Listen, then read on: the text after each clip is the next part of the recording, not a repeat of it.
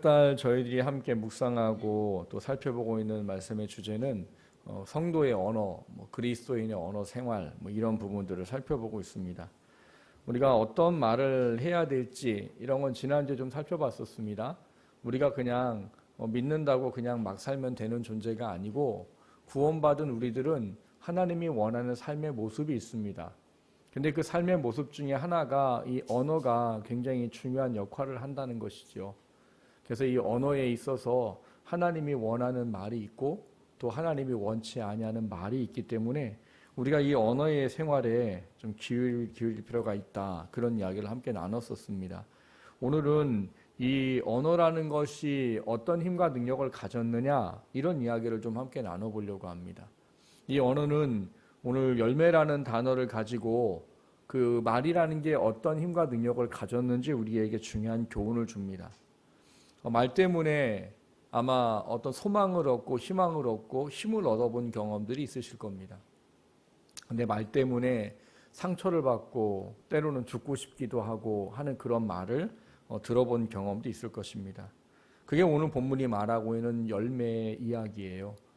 우리가 오늘 이 말이라는 것을 함께 읽은 잠언을 통해서 그것이 가지고 있는 힘과 능력에 우리가 두려움을 좀 깊이 돌아볼 수 있고 또 그걸 통해서 우리가 우리의 말을 하나님께서 원하는 것을 우리가 다시 한번 깨달아서 우리의 말이 영혼을 살리고 사람을 살리는 하나님이 기뻐하시는 것이 이루어질 수 있는 그런 말이 될 수 있기를 주님의 이름으로 축원합니다.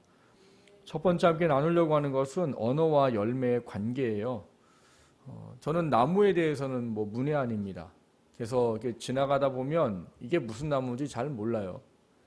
저희가 이 예산 이쪽은 어떤 나무가 많아요?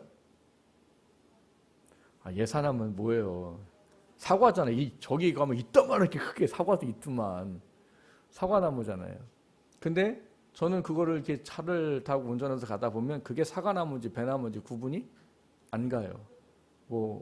차에서 타니까 그렇죠? 아니요. 내려서 나를 봐도 몰라요. 근데 저도 이런 문외한인 저도 이게 무슨 나무구나라는 걸 알 때가 옵니다. 언제 와요? 가을이 되면 이 문외한인 저도 알아요. 왜?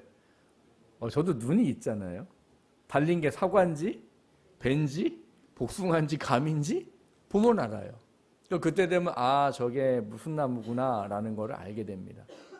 열매라는 것은 그 나무가 1년이라는 시간 동안 자신이 해야 될 자연의 원리와 이치에 따라서 움직여져 결국은 뭔가를 맺게 되어지는 나무가 열매나무예요.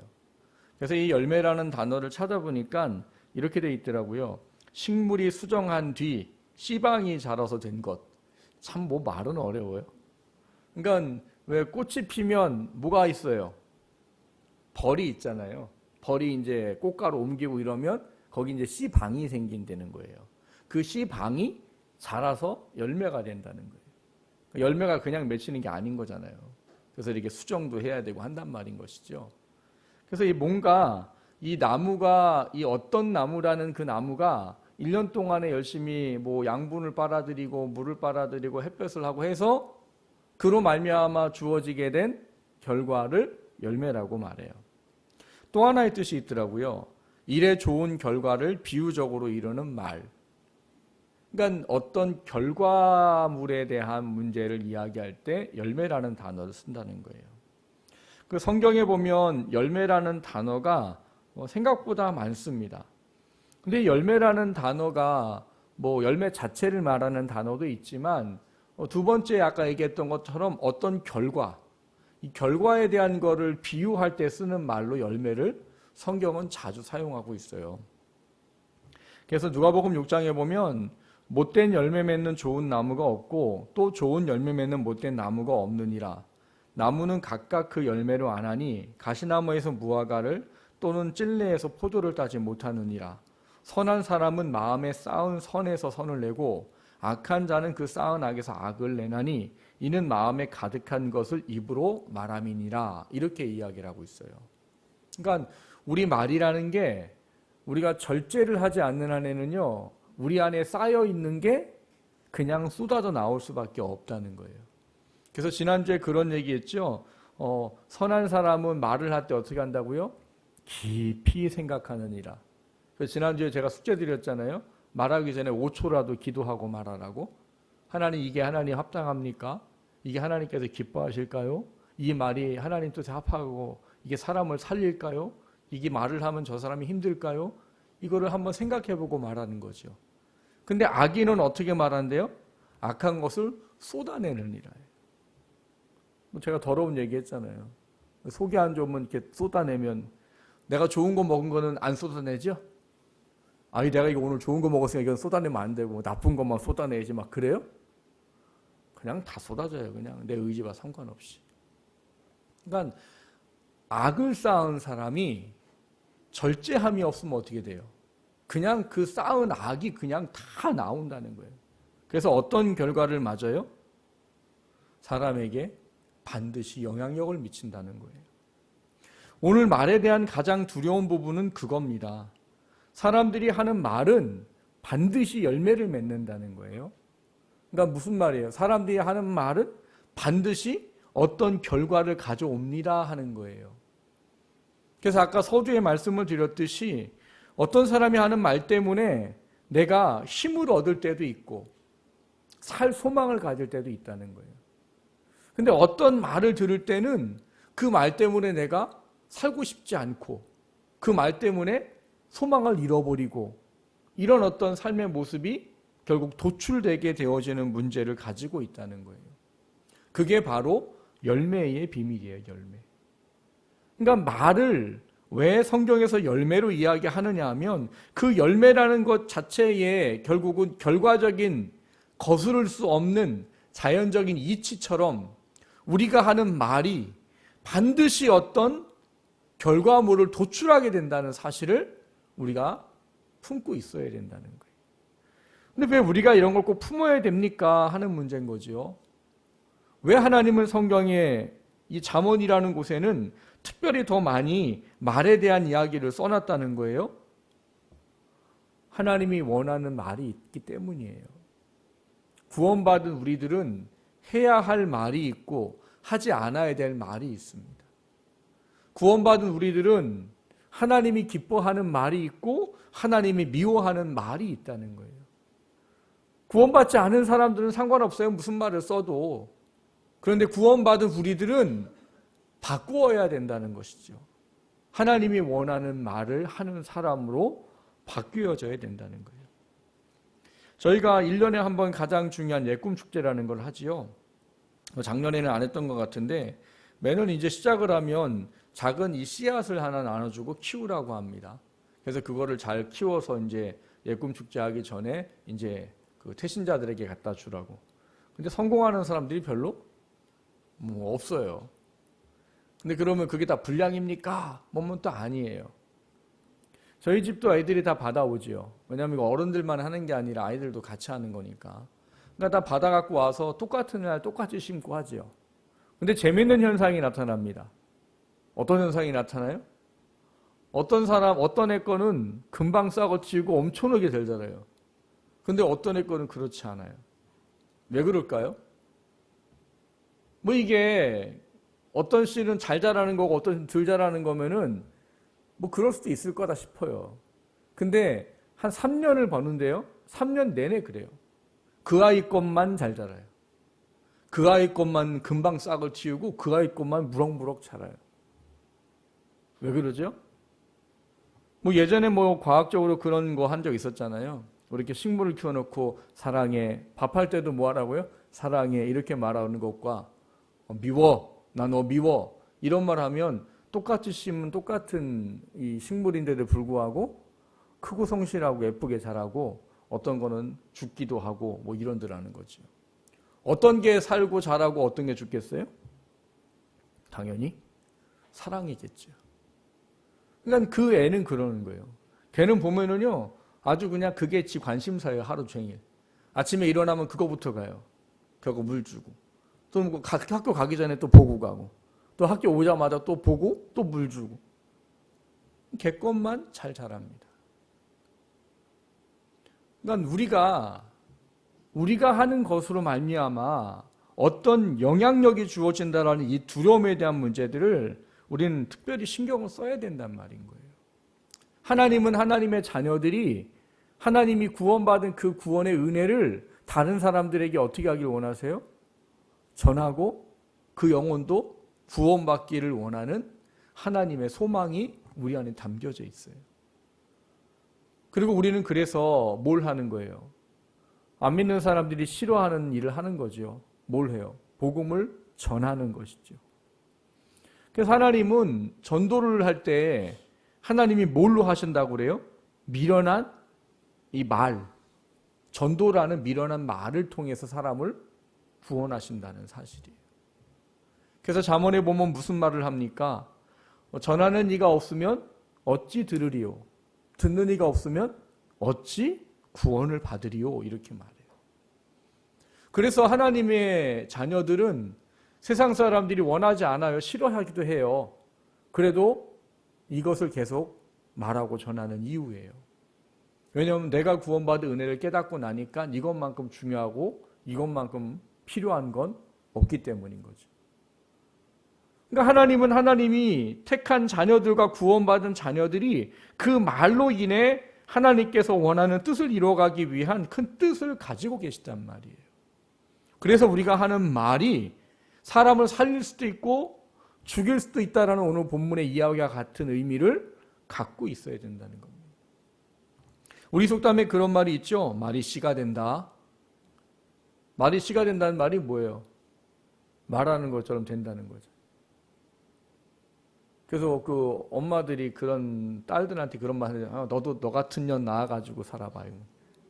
죄송합니다. 제가 욕을 써가지고. 그럼 나중에 딸들이 그러는데 엄마가 그때 그렇게 말해가지고 이렇다고. 뭐 극단적인 예지만요. 근데 말이 씨가 된다는 말을 하는 이유는 뭐냐? 그만큼 말의 힘과 능력이 크다는 거예요.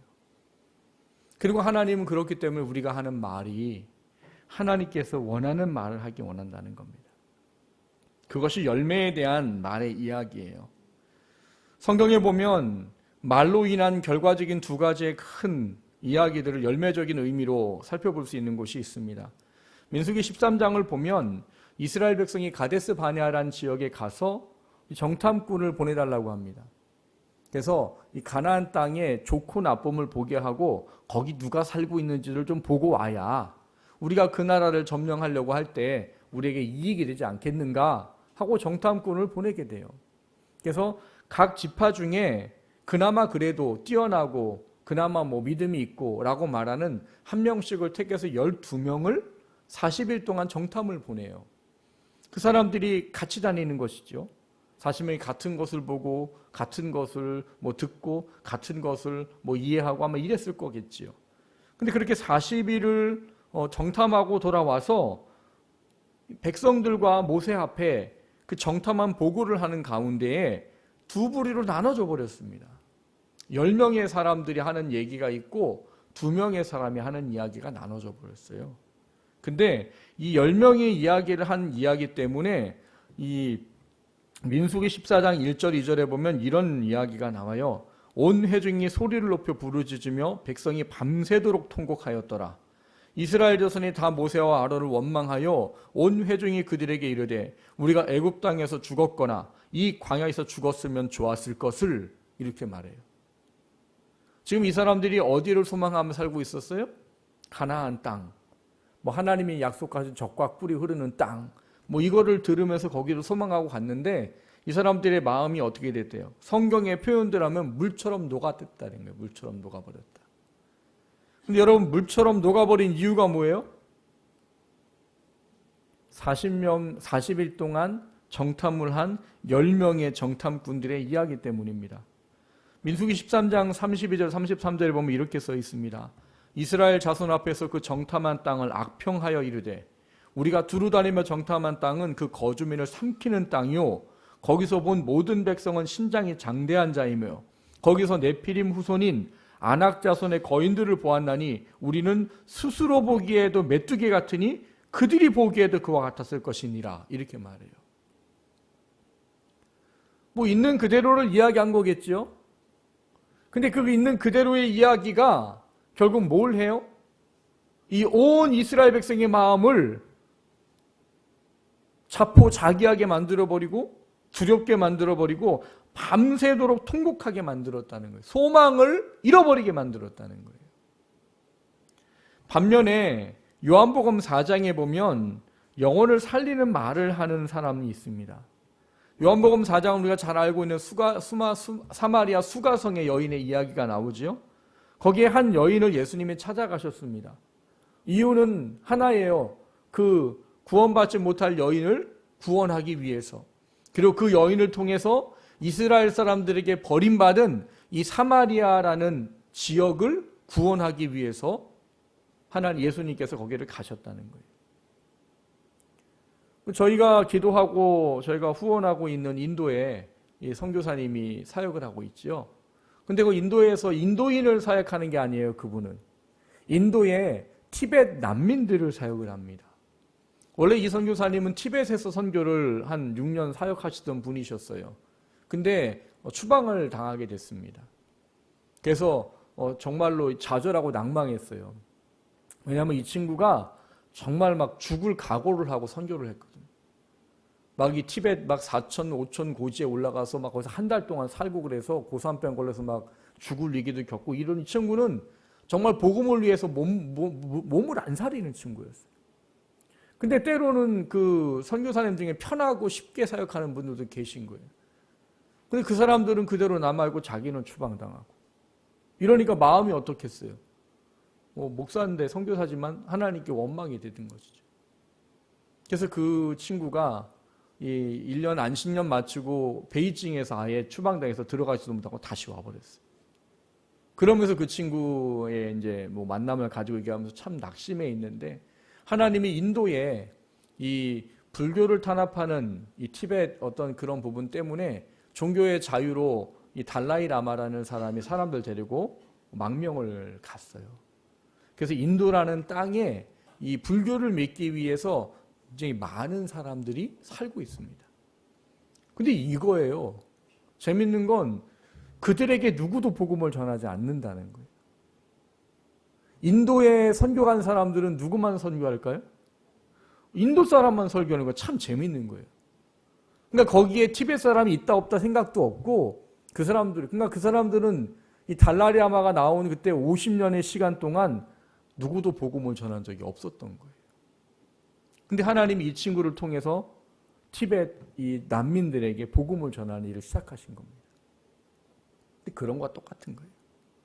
수가성 사마리아 사람들, 그 중에 사마리아 여자, 누구도 이 여자에게 복음을 전하지 않을 겁니다. 이스라엘 사람들 누구도 그 사람들에게 복음을 전하지 않을 겁니다. 그래서 주님이 찾아가셨어요. 그래서 이 여인을 만나고 어떻게 하세요? 이 여인에게 깨닫게 하시지요. 메시아라는 사실을 깨닫게 하시고 또 그로 하여금 메시아의 구원의 은혜를 알게 합니다. 근데 이 여인이 그 메시아라는 예수님을 알면서 자신이 그분을 믿게 되면서 하는 일이 뭐냐? 사람 피해서 물 길러 왔던 그 여인이 물동이 내팽개쳐버리고, 사람을 늘 피해 다녔던 그 여인이 소리를 지르며 마을에 들어가서 예수님을 전하는 여자가 돼버린 거죠. 그러니까 동네 사람들이 이상한 거죠. 저 여자 얼굴 볼 수가 없거든요. 근데 그 여자가 뭔 얘기를 하는 걸 들어보고 결국은 이 사람들이 예수님께 이야기를 듣게 됩니다. 그러고 나서 4장 42절에 보면 사마리아 사람들이 이렇게 고백을 합니다. 그 여자에게 말하되 이제 우리가 믿는 것은 내 말로 인함이 아니니 이는 우리가 친히 듣고 그가 참으로 세상의 구주신 줄 알미라 하였더라. 이렇게 말해요. 두 가지가 언급됐겠죠. 첫 때는 뭐예요? 여인이 한 말 때문에 시작된 복음이 예수 그리스도로 말미암아 메시아의 구원의 은혜를 입게 됐다는 겁니다. 아까 말씀드렸던 민수기 13장, 14장이나 요한복음 4장이나 여기에 두 가지의 결과가 다르더라는 거예요. 그게 뭐예요? 말의 힘이고 성경에서 말을 열매라고 말하는 이유예요. 우리는 어떤 말도 할 수 있는 사람입니다. 내가 사람을 살리는 말을 할 수도 있고 내가 사람을 죽이는 말도 할 수 있다는 거예요. 내 말이 소망을 잃은 사람에게 소망을 줄 수도 있는 말을 해요. 저희 교회에 그런 직장을 다니신 분이 계셔요. 지금은 잠깐 쉬고 계시지만 그 자살 방지 뭐 이런 어떤 센터가 있어요. 그래서 자살하고 싶은 사람들이 전화하도록. 그래서 24시간 그 사람들은 이제 그 당번을 쓰는 거죠. 밤에도 이제 전화가 오고 막 그런데 그 사람들에게 무슨 말을 해주겠어요? 소망을 주는 말을 하겠죠. 그 말 때문에 생명을 구원받는 일도 있을 수 있는 것이죠. 하나님은 하나님의 자녀들이 사람을 살리는 말을 하기를 원하세요. 내가 한 말이 사람을 힘들고 어렵게 하는 것이 아니라 내가 하는 말이 사람을 살리고 세우는 말이 되기를 원하는 것이죠. 그것은 지난주 말씀드렸듯이 단순히 립 서비스가 아닌 그런 얘기가 아니라 남 듣기 좋은 말을 하라는 게 아니라 살리는 말을 하라는 것이죠. 말은 반드시 열매를 맺습니다. 오늘 본문이 이야기하고 있는 것처럼 반드시 이 말은 열매를 맺게 되어 있어요. 오늘 본문을 보시면 뭐라고 말합니까? 사람은 입에서 나오는 열매로 말미암아 배부르게 되나니 라고 말해요. 사랑하는 성도 여러분, 말을 왜 열매로 표현했는지 다시 한번 깊이 묵상하시기를 주님의 이름으로 축원합니다. 그리고 우리가 하는 말이 사람을 살리는 말이 되고 영혼을 구원하는 말이 되고 영혼을 세우는 말이 될 수 있기를 주님의 이름으로 축원합니다. 두 번째로 나누고자 하는 것은 이 열매에 대한 두려움에 대한 문제들을 좀 살펴보려고 합니다. 오늘 본문에는 크게 몇 가지 말에 대해서 언급해 놓은 부분들이 있어요.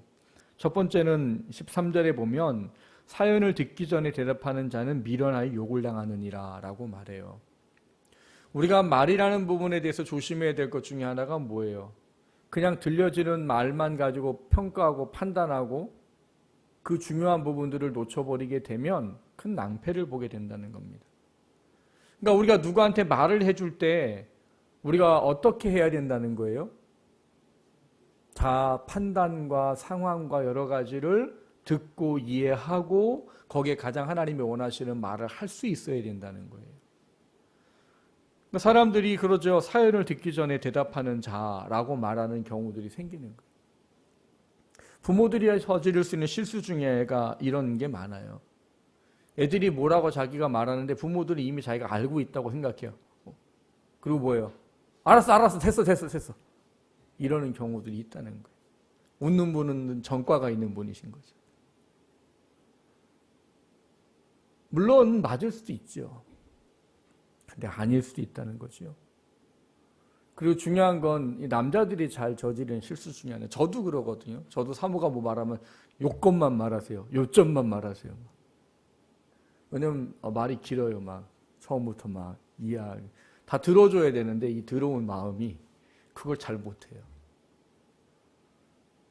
근데 듣고 이해를 하고 말하는 훈련들은 반드시 필요합니다. 안 그러면 내가 하는 말이 합당한 말이 나오지 않기 때문인 거예요. 그 다음에 두 번째로 이야기하고 있는 것은 17절입니다. 17절에 보면 송사에서는 먼저 온 사람의 말이 바른 것 같으나 그의 상대자가 와서 밝히느니라. 이게 무슨 말일까요? 여러분, 사람들은 다 자기에게 유익한 말만 합니다. 특별히 뭐 송사라고 말하면 뭐가 되겠어요? 법원에서 뭐 판정을 내야 되는 그런 상황이겠죠. 그럼 자기마다 자기의 이야기를 하겠죠. 근데 여기 보니까 성사 당사자 두 사람이 안 온 것 같아요. 먼저 한 사람이 온 거예요. 근데 그 사람이 막 자기 이야기를 막 구구절절히 막 이야기를 하는 것이죠.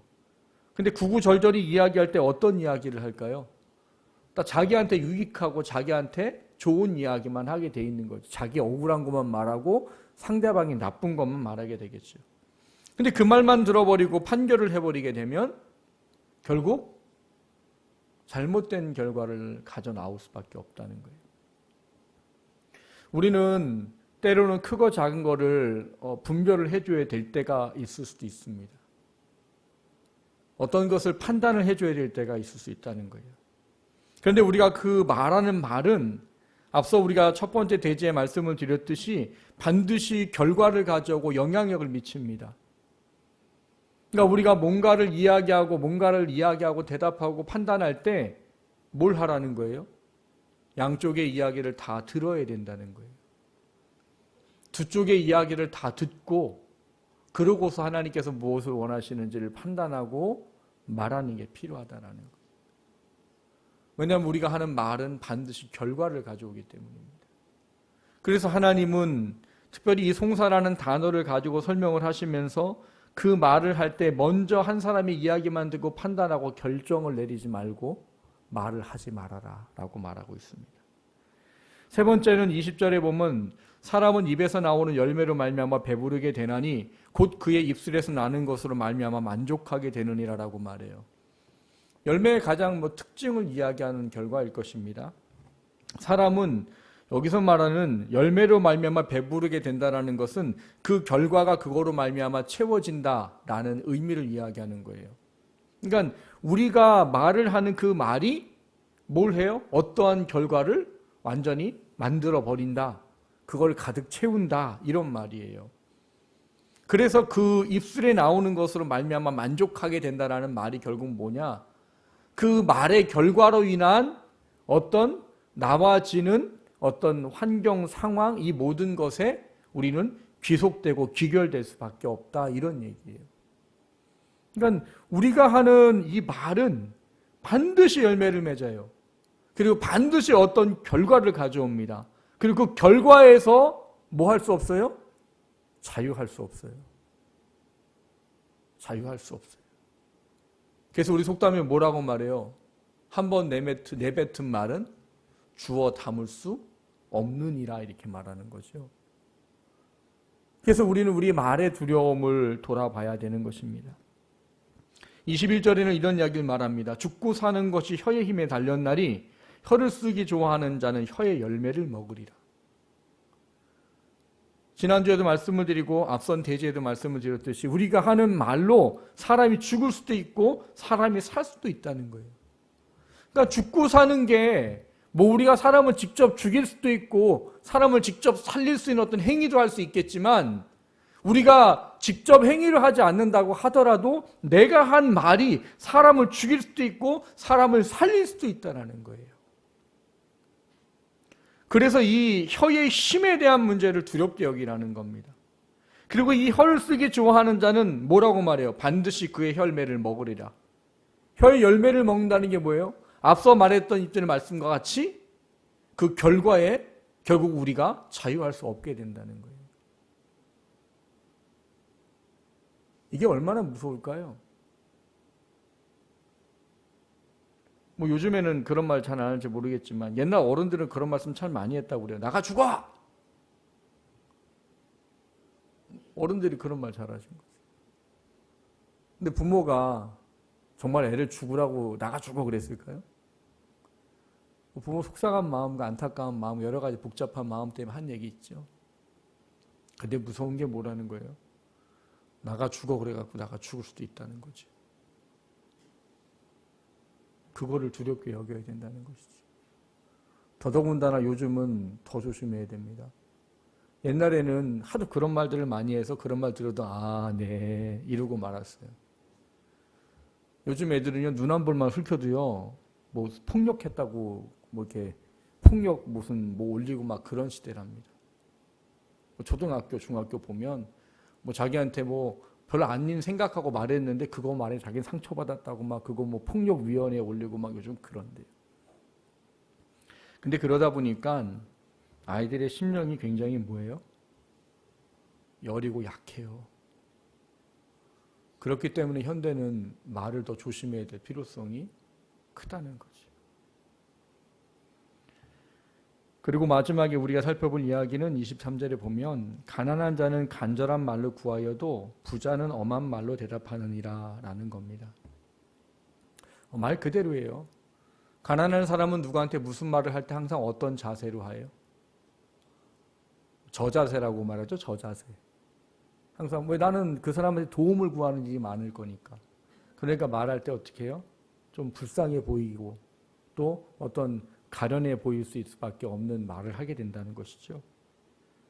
여러분 누구한테 도움 구하면서 도와주려면 말고, 도와주려면 도와주고 말래 말고 이러면 안 도와줘요.